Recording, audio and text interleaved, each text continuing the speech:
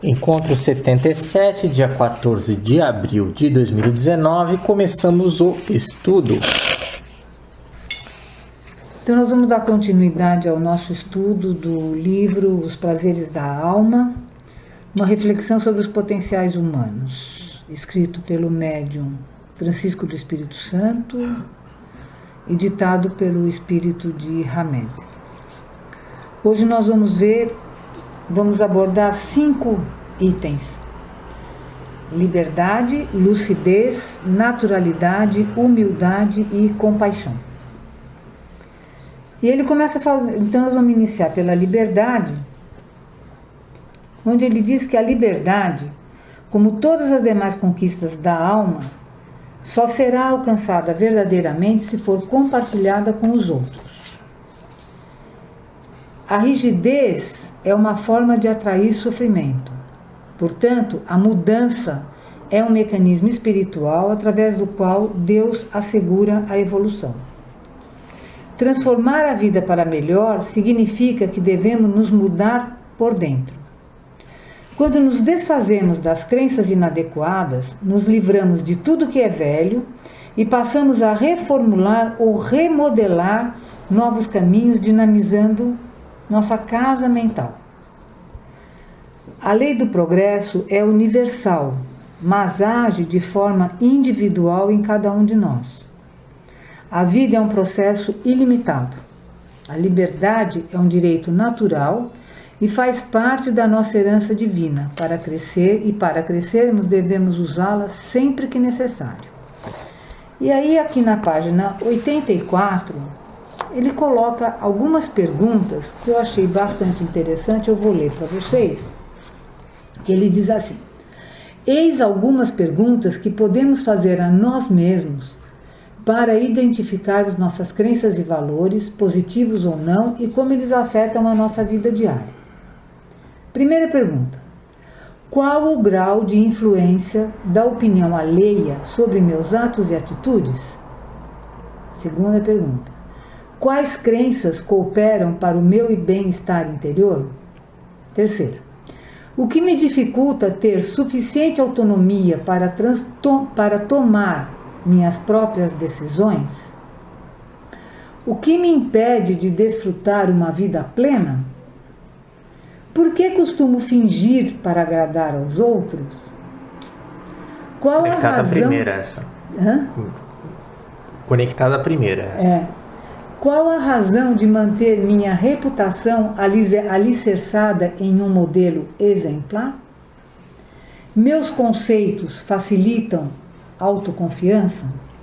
Então, a partir dessas questões, onde ele já falou que a liberdade é um direito natural e faz parte da nossa herança, ele vai unir essa questão da liberdade com o livre-arbítrio.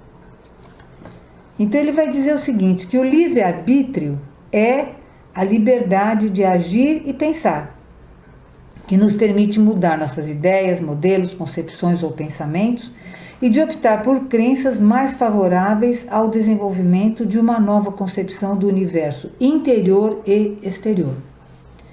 O estado de liberdade do indivíduo é proporcional ao seu grau de amadurecimento espiritual.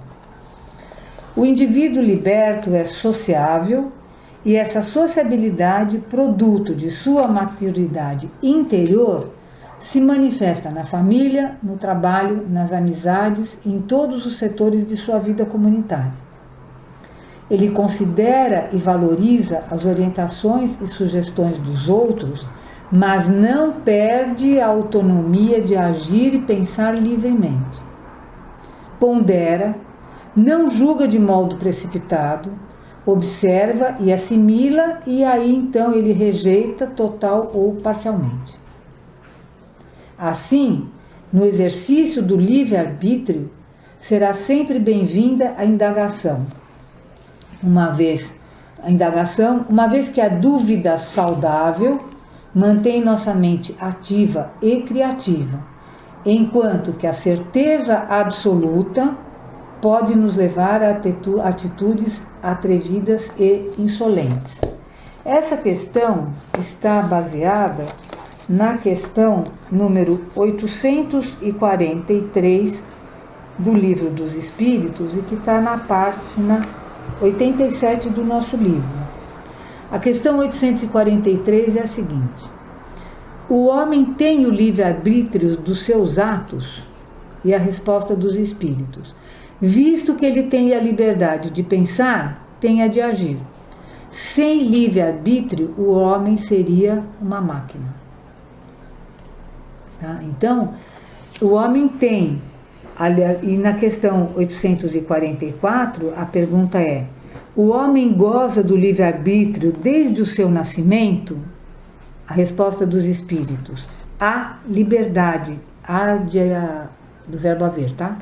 A liberdade de agir desde que haja liberdade de fazer. Nos primeiros tempos de vida, a liberdade é quase nula. Ela se desenvolve e muda de objetivo com as faculdades. A criança, tendo pensamentos relacionados com as necessidades de sua idade, aplica seu livre-arbítrio às coisas que lhe são necessárias. Então, ele vai... Assim, eu queria deixar uma observação aqui, é o seguinte: todas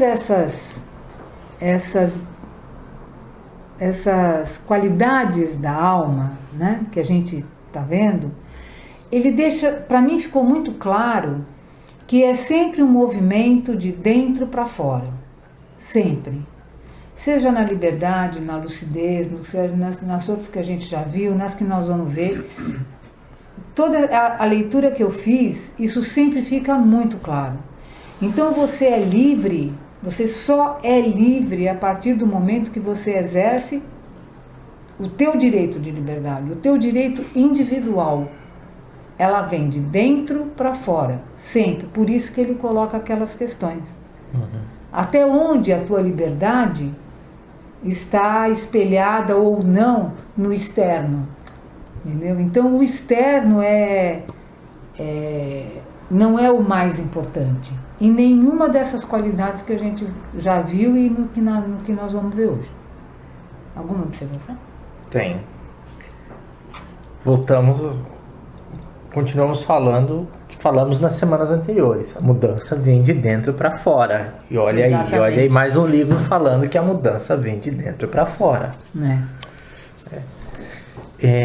A ideia de liberdade, ela tem muito uma noção de liberdade que é ser quem você é de fato, ser a pessoa que você é. Essa é uma noção de liberdade muito forte quando a gente fala de ACP.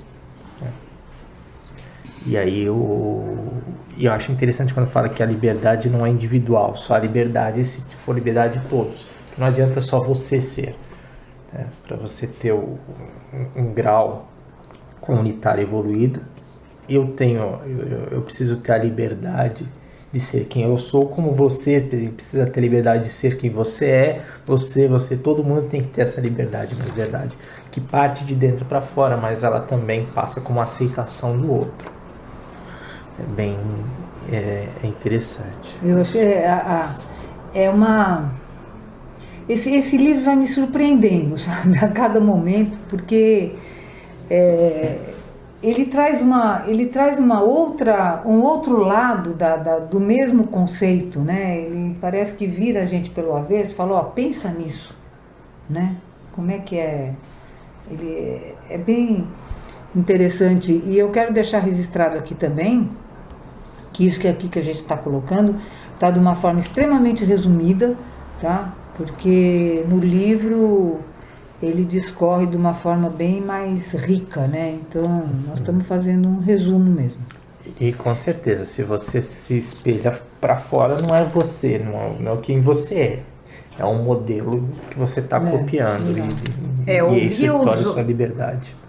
Ouvir os outros, passar na sua peneirinha e pegar o que é adequado para você, o que você acha que seja bom para você, eu acho que é muito importante isso. É que nem sempre dá para ser exatamente do jeito que a gente quer ser. Às vezes tem situações ou algumas coisas que você é obrigado a ser do jeito que querem que você seja. mas eu acho que a maioria do tempo da vida dá para você ser quem é, principalmente quando você passa de uma certa idade. Acho que lá na juventude e tal, você é muito, é o que a gente chama de Maria vai com as outras, né? A opinião do outro é muito importante. Eu acho que com o amadurecimento, a sua opinião, como você começa a ser muito importante. Pode seguir? Sim. Então agora nós vamos falar da lucidez. Quem possui lucidez não exalta o talento, nem evidencia a inabilidade. Simplesmente analisa os fatos na sua totalidade, usando os olhos do entendimento, da imparcialidade e da moderação. E aqui ele vai citar Paulo de Tarso. A Igreja cristã reconhecia que toda criatura traz em si aspectos positivos e negativos. Paulo de Tarso dizia, aspas, não faço o bem que eu quero, mas pratico o mal que não quero. Fecha aspas. E segundo o autor, são palavras de quem possuía uma grande lucidez mental. Paulo procurava manter sua integridade ou unidade, admitindo as faces desconhecidas do seu mundo interior. Com essa noção de dualidade, o autor nos mostra que é preciso admitir a nossa face desconhecida. E aqui ele vai usar o conceito junguiano de sombra. Então, o autor nos mostra que é preciso admitir a nossa face desconhecida, pois só conseguimos nos transformar ou nos redimir até onde conseguimos nos ver. É você no espelho, é você com você. Baseado em Jung, ele nos fala que é comum pensarmos somente na sombra negativa, nos aspectos da nossa personalidade que negamos ou não aceitamos.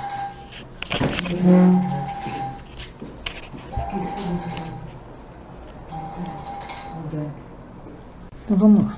Então ele fala da sombra negativa, que são os aspectos da nossa personalidade que nós negamos ou não aceitamos.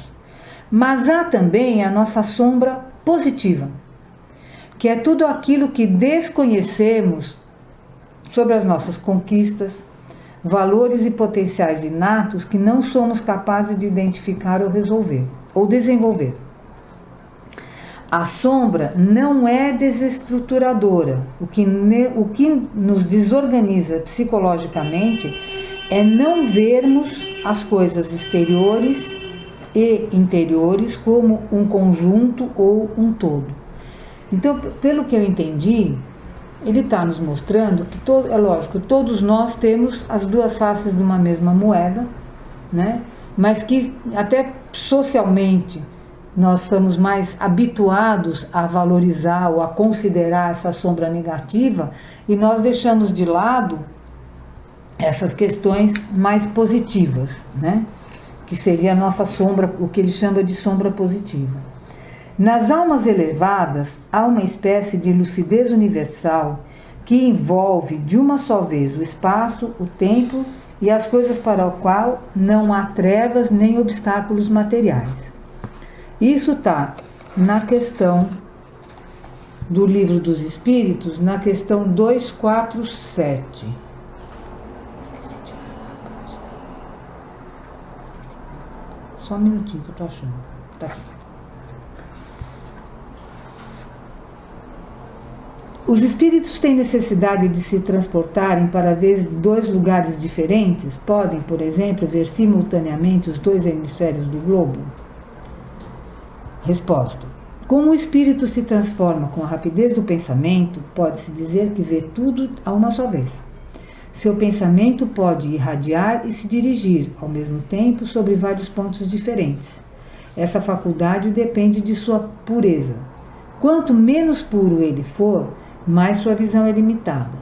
Somente os espíritos superiores podem ter visão de conjunto.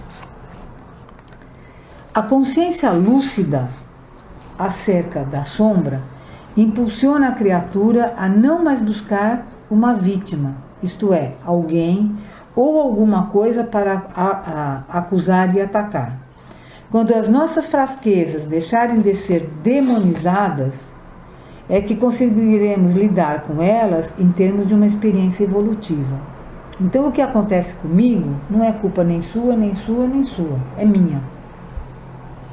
Porque é muito mais fácil eu dizer, fulana ABC me prejudicou, por isso eu estou nessa situação, enfim, é o mecanismo que se usa normalmente, né? A lucidez dá integridade ao homem, mostrando-lhe que deve aceitar a si mesmo, ao mesmo tempo que lhe dá uma visão clara que o impedirá de projetar seus pontos fracos nos outros. Olha aí, estamos. Eu estou gostando cada vez mais desse livro. Esse livro é apaixonante. Eu tenho duas colocações só. Quando você falou do espelho com você mesmo, é uma colocação sua ou É do minha. livro? É. Porque é o seguinte, há uma diferença muito grande em espelho e sombra. Porque quando você olha no espelho, você vê o seu inverso. Não, mas eu não estava falando da sombra. Não, não, não. Eu estava dizendo assim, eu conversando comigo mesma. Sim, entendeu? por isso que ele fala de sombra, porque a sombra é exatamente a sua cópia. E o espelho não, o espelho é invertido. Sim. Inclusive o Tá Rosa certo. Cruz tem algumas coisas que fazem com o espelho, entendeu? Exatamente porque ele vê você ao contrário. Espelho é imagem, sombra é reflexo. Sobre parte de você. É uma cópia. Se sombra você é ficar no cópia. sol, a tua sombra é igual ao que você está. Exatamente, o espelho não é ao contrário. Espelho é ao Então, Não é a tua imagem, é a foi tua uma- sombra. Não, porque isso aí... Não, tá certo. Não. Concordo Só para com você. não. Só para saber se foi ele ou Não foi. Tá bom. Então só tomar cuidado porque o espelho é sempre o inverso, tá? Então, inclusive, tem-se coisas que faz muito com o espelho, que precisa tomar um cuidado do caramba. A sombra não, a sombra você pode usar, tá? Porque ela é exatamente o seu reflexo e o seu contorno. Ela não tem o seu...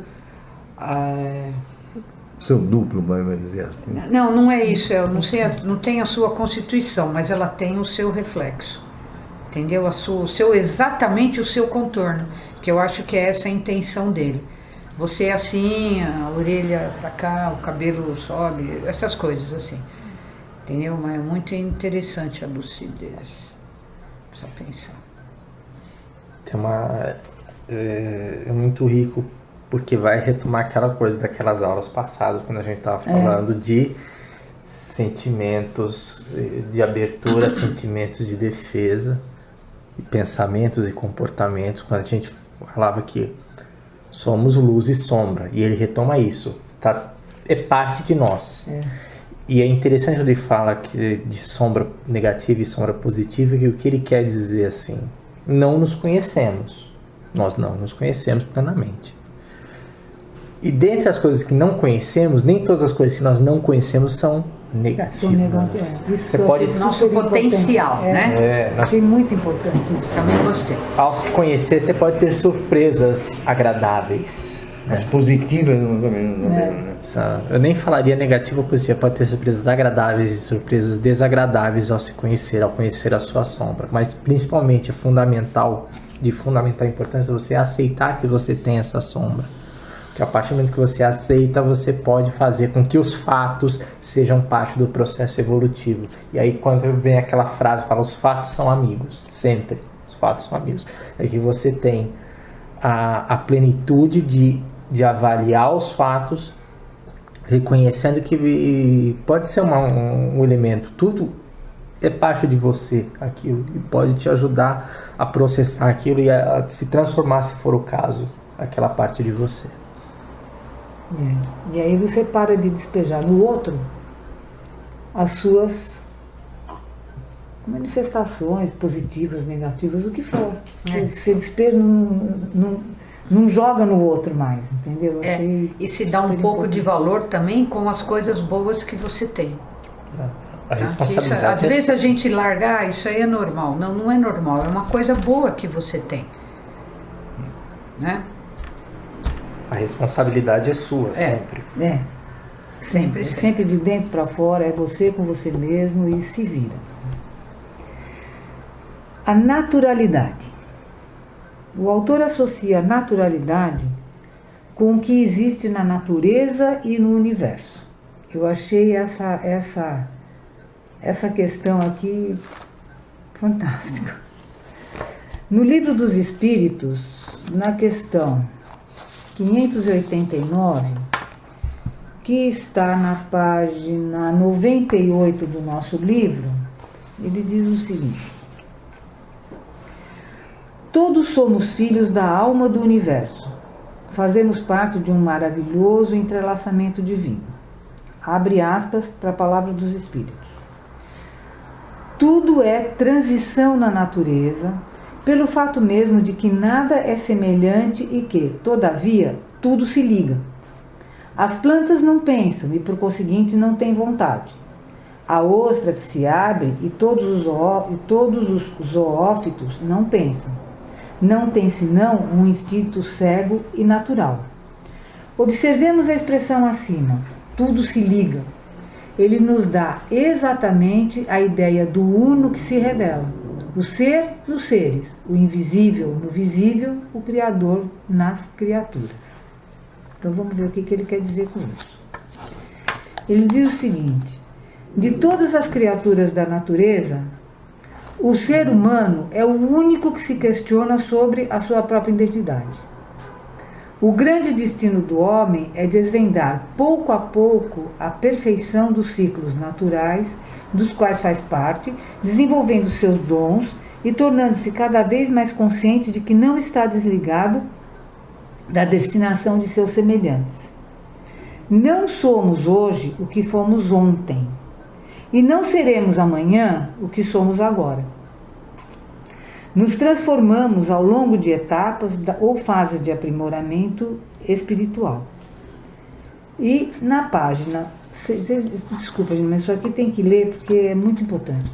Na página 104, ele traz a questão 779 do Livro dos Espíritos, que é a questão 779. A pergunta é: o homem possui em si a força de progredir ou o progresso não é senão o produto de um ensinamento? Resposta: o homem se desenvolve ele mesmo naturalmente, mas nem todos progridem ao mesmo tempo e da mesma forma. É então que os mais avançados ajudam o progresso dos outros pelo contato social. Usando essa resposta do Livro dos Espíritos, ele diz o seguinte: que normalmente nós confundimos dois conceitos, o natural e o normal. Se considerarmos normal o homem isento de traumas, desajustamento emocional ou dificuldades íntimas, não encontraremos pessoas normais. Na verdade, normal, ele coloca entre aspas, normal não existe. E quanto antes nos apercebemos disso, mais participaremos do mundo com naturalidade. Olha que coisa bonita. Fantástico, não é? É muito bonito. Muito bonito, muito então profundo. ele traz essa coisa, a questão da natureza,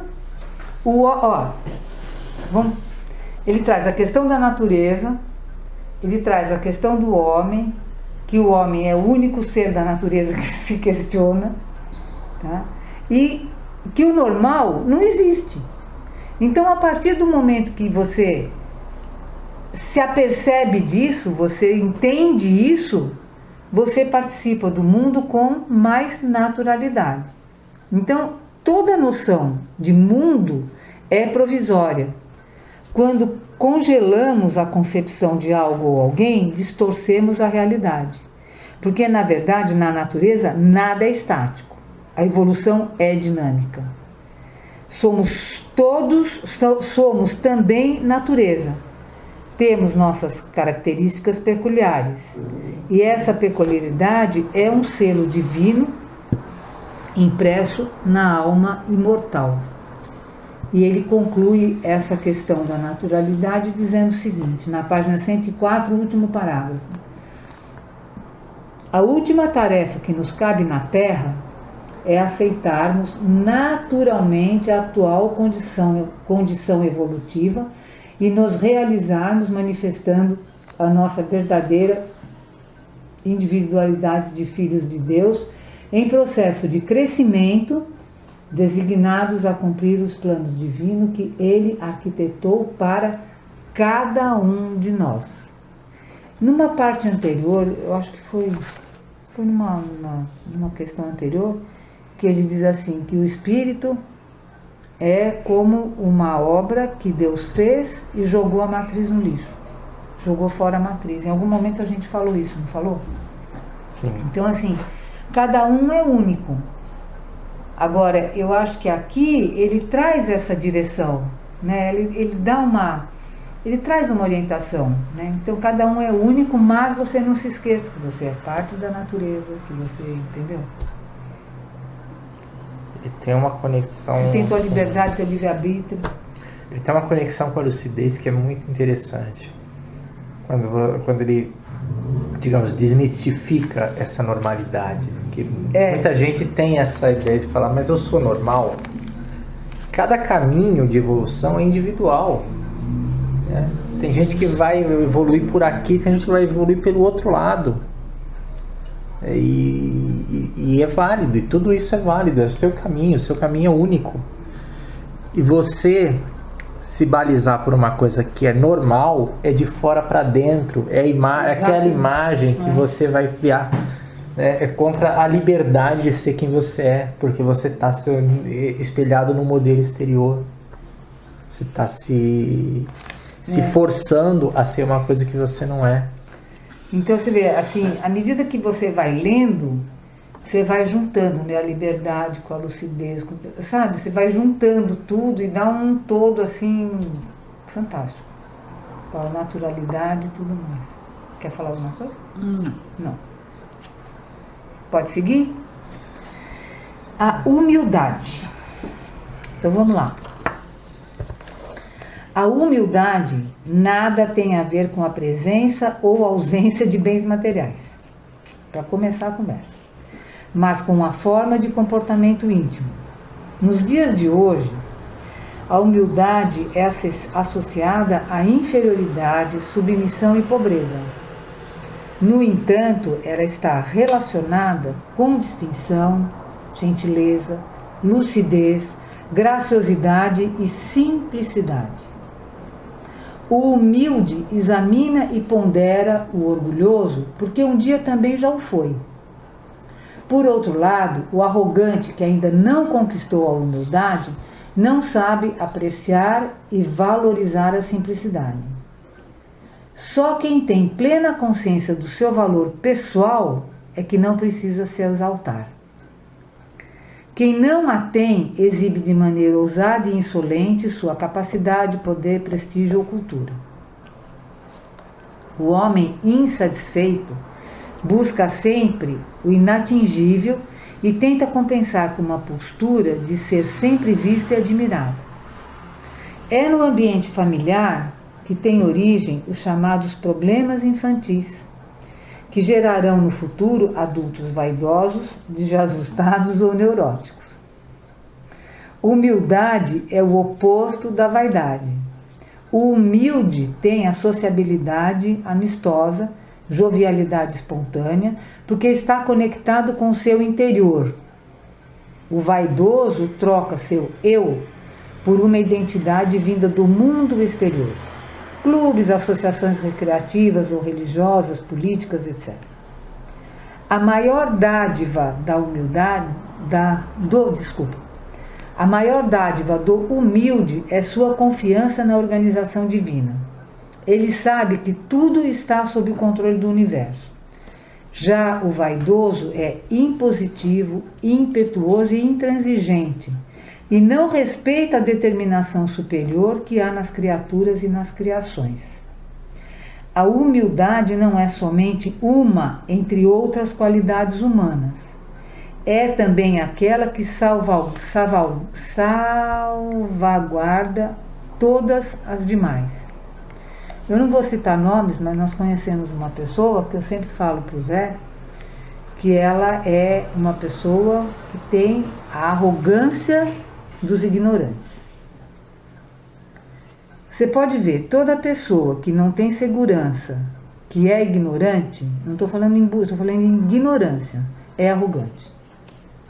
Então é essa questão da vaidade, que tenta se impor uma identidade que ele não tem, né?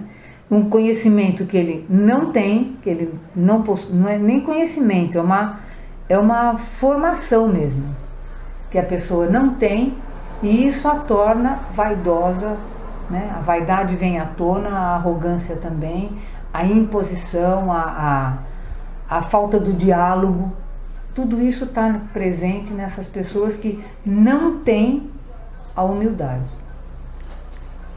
Porque a humildade não é, ele deixa muito claro isso aqui, não é ser inferior, ao contrário, né? E ele conclui dizendo, a humildade não é apenas uma das qualidades, mas ela é aquela que garante todas as outras. Gostei da primeira frase, dá para voltar na primeira frase que ele fala que é um sentimento íntimo, valor íntimo. A humildade nada tem a ver com a presença ou ausência de bens materiais, mas com a forma de comportamento íntimo. Comportamento íntimo. Acho que esse é o ponto. Esse é o ponto. É íntimo. Tá dentro ali. Está muito líquido. Hã? É complicado. Não.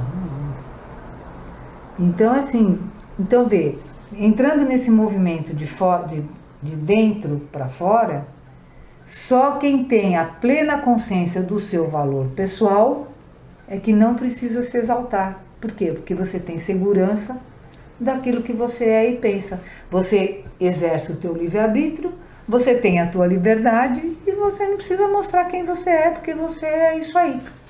E aí voltamos num ponto interessante, que acho que eu nunca ouvi isso. Você precisa se autoconhecer para ser humilde. Isso eu nunca tinha ouvido antes, mas é isso que tá conectado. É isso que ele fala. Se você precisa ter a segurança de saber o seu valor, saber quem você é, você precisa se conhecer. Você só vai ser humilde a partir do momento que você saber quem você é. E você vai buscar a tua sombra positiva, lá na questão da liberdade. Entendeu? Que você saber dessa tua sombra positiva, é você conhecer quais foram as suas conquistas, quais são os teus valores. Você desenvolve, você se torna uma pessoa lúcida, quase perfeita. Normal. Normal não existe. Normal não existe. Não é Fácil, né? Não é fácil. Mas eu acho que esse livro traz pra gente, essa obra traz pra gente duas coisas. De um lado, uma visão, assim, uma questão de questões que a gente conhece, né? Mas de outro lado, uma outra forma de ver a mesma coisa. Por isso que eu estou achando assim muito importante. Né? E é mesmo, esse livro é sensacional. É muito, muito legal. E para concluir hoje, vamos falar da compaixão, né? Que está ligada à questão da caridade que eu tinha falado para vocês no começo. Compaixão. Ter compaixão é possuir um entendimento maior das fragilidades humanas. É quando nos tornamos mais realistas, menos exigentes e mais flexíveis com as dificuldades alheias. Compaixão é a manifestação de um coração aberto. Há mais felicidade em dar do que em receber. Se quisermos a paz no mundo, sejamos pessoas felizes. A compaixão e a sensibilidade são partes do amor cristão e ferramentas eficazes para entrarmos em contato com os que os outros sentem. Quanto mais compaixão tivermos pelos outros, mais nossa visão de mundo se expandirá. Toda criatura digna tem como característica comum a compaixão, que foi o que o bom samaritano fez. Sim. Né? Ele socorreu a pessoa que tinha sido assaltada. Não importa quem era. Ele teve Porque estava compaixão. ferido. Mas ele teve compaixão, porque ele poderia ter passado reto como os outros também passaram. Alguns dicionários, olha que bonito isso. Alguns dicionários associam pena e dó à compaixão. Ter dó aprende-se socialmente. Quando temos dó ou pena de alguém, é porque aceitamos que a pessoa é impotente e inferior e sem a nossa ajuda será incapaz de resolver sua problemática existencial. Aí entra a vaidade, né? O sentimento de compaixão vem das profundezas da alma. Envolve o outro com generosidade e a forma de ajudar é a solidariedade. Ter compaixão é lembrar que a dor do outro poderia ser sua e, portanto, a compaixão está ligada à ação. O grande pecado que ocorre hoje entre os povos e raças é a indiferença e a insensibilidade com a condição dos seres humanos. A insensibilidade corrói e destrói o modo solidário de ser e viver, não só em família, mas também em sociedade. Através dos olhos da alma, podemos identificar com maior nitidez as afeições e dores escondidas nos outros e, dessa forma, reconfortá-los ou acalentá-los com os braços da compaixão. Lê de novo a definição logo no começo, que tem umas... Eu ia retomar o negócio daí tá também. Bom, então Dó e compaixão? Não, aqui. Ter compaixão é possuir um entendimento maior das fragilidades humanas. É quando nos tornamos mais realistas, menos exigentes e mais flexíveis com as dificuldades alheias. Compaixão é a manifestação de um coração aberto. A empatia. Empatia, exatamente. Tá? A empatia. É empatia. É a frase, nossa, perfeito esse negócio. Exatamente. É que eu não entrei na discussão da empatia. Não, mas ele fala, está no livro. É que eu não entrei porque a discussão da empatia era bem longa, entendeu? Por isso que seria até interessante vocês pegarem e ler. Mas é isso mesmo, é compaixão e empatia. É exatamente isso. E tem um passo que se conecta com os anteriores, que não está muito explícito. Que é o seguinte: para você reconhecer a fragilidade humana, para você aceitar a fragilidade humana e reconhecer, é importante que você reconheça a própria fragilidade. Você parte da sua aceitação própria para você aceitar melhor o outro. Você aceita melhor as suas falhas, as suas sombras, para você aceitar a fragilidade do outro, as falhas dos outros. Então, acho que passa por esse caminho. Tudo é assim, né? Se você não sabe o que acontece com você, você não pode julgar o outro. E não é nem questão de julgar, é simplesmente aceitar que ele é daquele jeito.